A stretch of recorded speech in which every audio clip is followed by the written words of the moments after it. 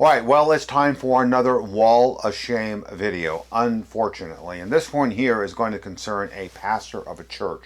But first, let me give this hat tip that you can see here to user It's Good to Know, who let me know about this kerfuffle that was happening at this church in Arizona, the state of Arizona within the United States. So this is now the 5th video in an ever-growing series of Wall of Shame.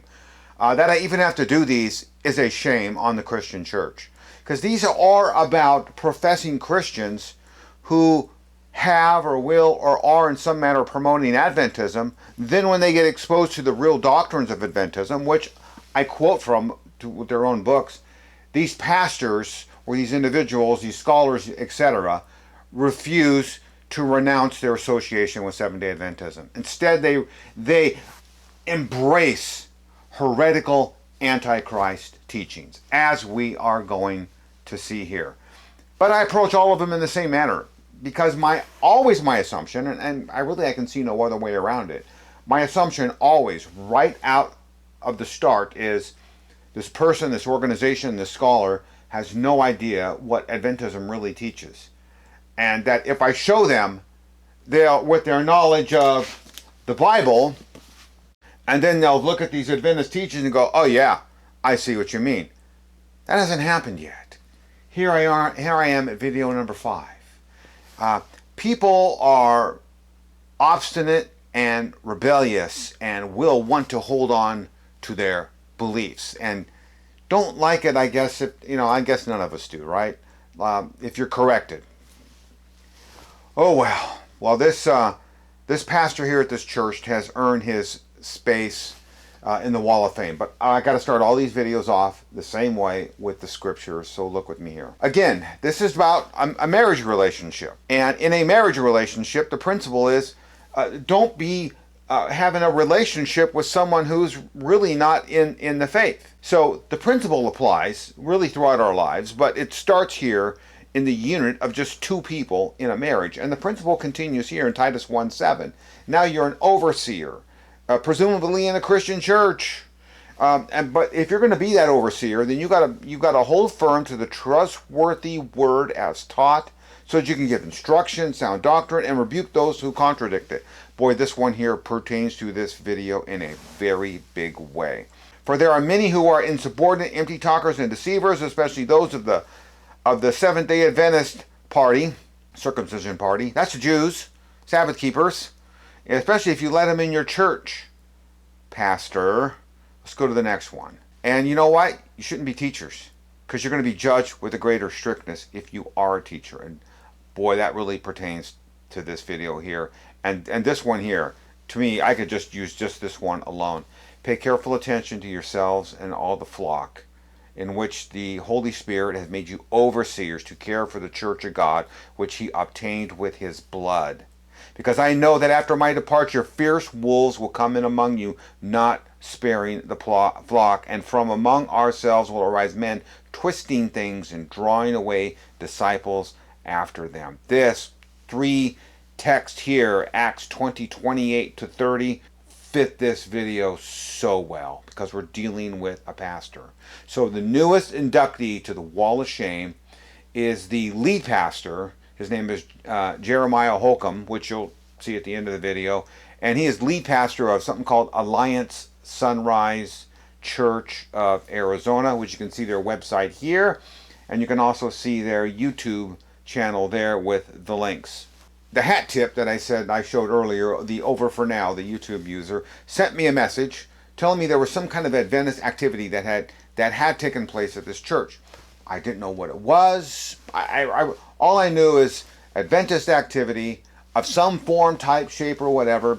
Don't know what it was, taking place at this church. I didn't know the details. So I sent this message to the church in general. And I basically said, and you can see I started here on August 1st. I'm writing based on something told to me by a third party. So I'm letting them know I don't know. I'm giving them a wide open avenue here to answer me, because I'm coming at them, again, from a third party. Not firsthand or knowledge, of course, not even secondhand, but someone told me something. Anyway, I asked, has and does this church allow Seventh-day Adventists to teach your members in any capacity? Well, that was August 1st. Very next day, I get a message back from Jeremy Holcombe, lead pastor. Well, they weren't allowed exactly teaching, but we had the Melashenko form performing musically. Okay, now I understand what the issue is. They weren't in there teaching. He invited this Seventh-day Adventist, which I'm going to come to learn, because I've never heard of the Melashenko 4 before. And then he says that and he goes on to say here that singing's not teaching, etc. And then he goes on to say, and you can see what I underlined at the very end, we require they hold to the core teachings of Orthodox Christianity and ask them to only speak about the simple gospel of which we communicate to them for agreement. Like Adventists understand the gospel of the Bible. I already know this is a problem, and I knew this was going to be an issue. Now I understand the issue. Nobody was in there teaching from the pulpit, but he did invite Seventh-day Adventists to come in and sing. But you notice what he said is, hey, they're just here to simply sing, and they're singing songs about Jesus. After all, we all have the same Jesus, right? Isn't your Jesus a Levitical priest who's locked in a 15 by 15 foot room, atoning for sins in heaven right now in a bloodless atonement? No, that is not the Jesus of Christianity. And obviously this pastor here at this church completely does not understand Adventism, which is going to be a surprise to you in a minute, so stick with me here, because we know Adventist Jesus is not biblical Jesus. The Jesus of the Bible is not the Jesus of the Seventh-day Adventist Church, because the Seventh-day Adventist Church has a different Jesus, not the Jesus of the Scripture. Then he says they passed the test of orthodoxy. Hey, I deal with Adventists all the time. I get it. You can ask them a question, they kind of know what you want to hear, and they will lie to you, because there's a reason why I call Seventh-day Adventists lying commandment keepers.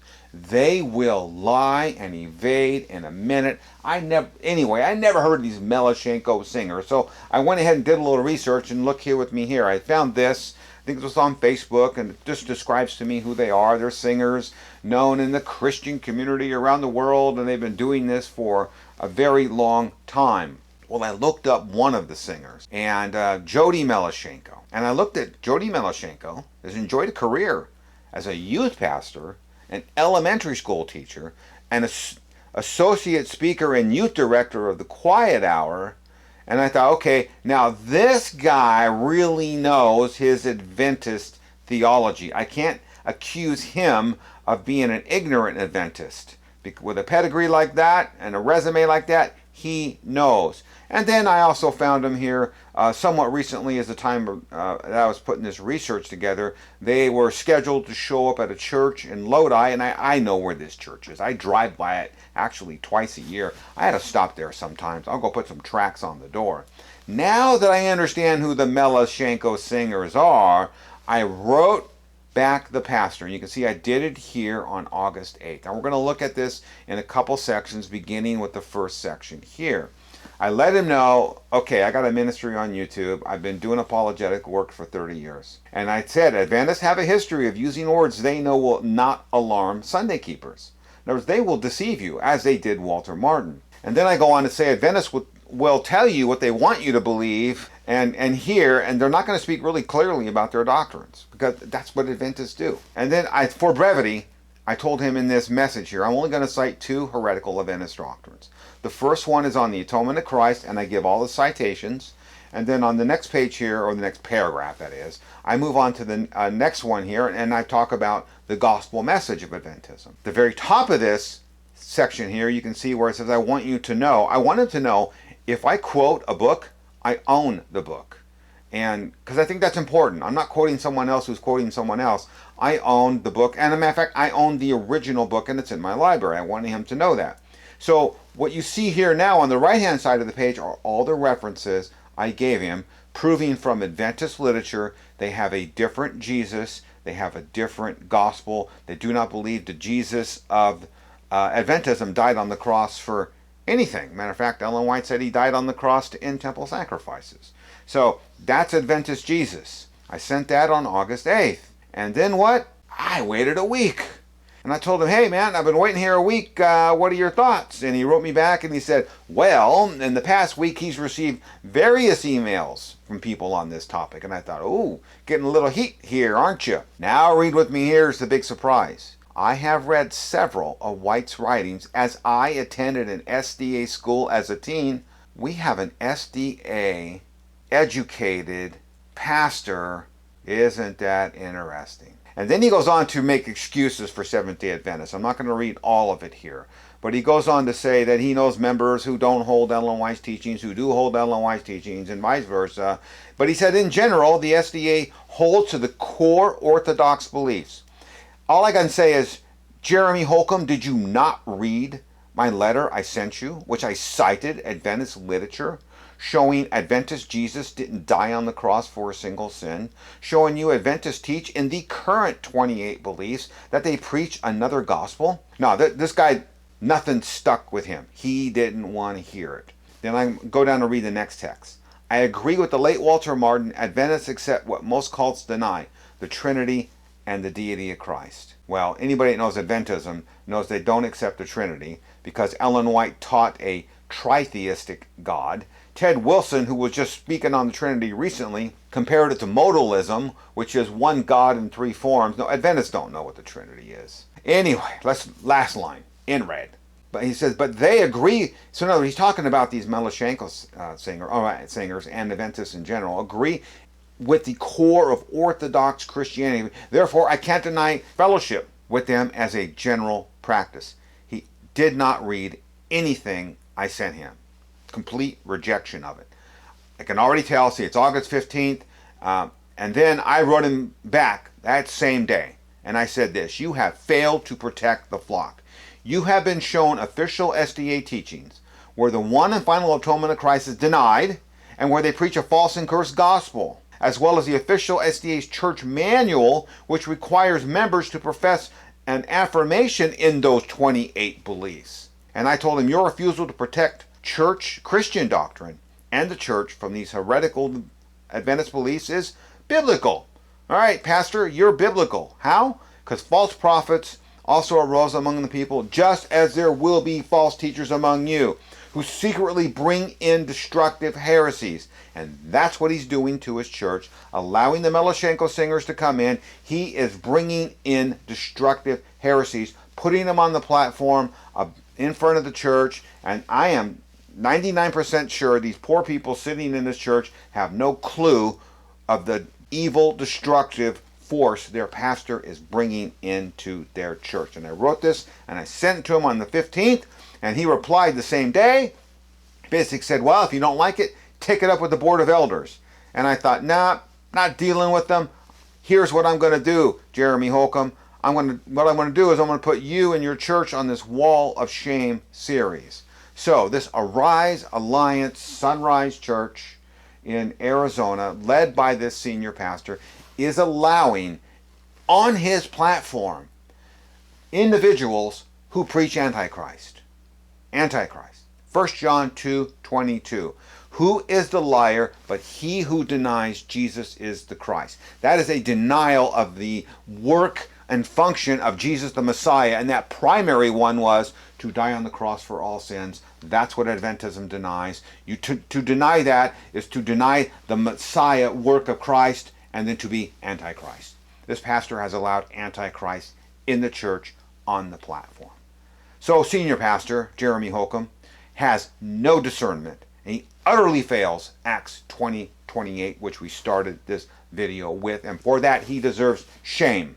Shame on lead pastor Jeremy Holcombe and his church, which is obviously being led astray. If they're being led astray here because of his complete lack of discernment, I can only imagine where else they're being led astray.